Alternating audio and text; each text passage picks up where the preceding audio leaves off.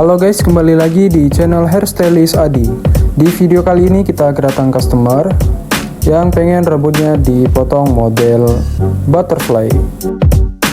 Jadi untuk before-nya seperti ini sebelum kita lakukan pemotongan. Jadi langsung saja kita pergi ke tutorialnya.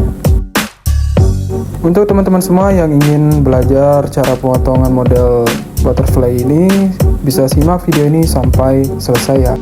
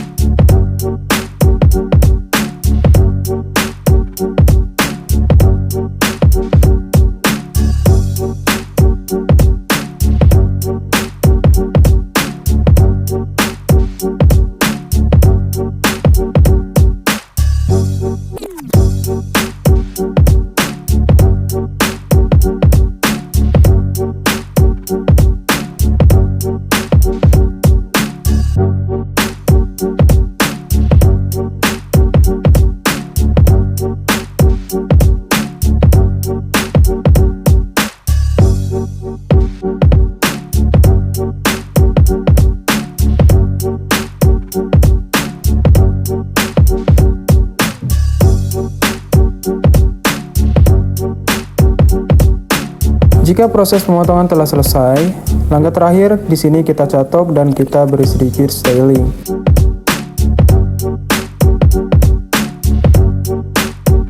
Jika semuanya sudah, ini dia hasilnya.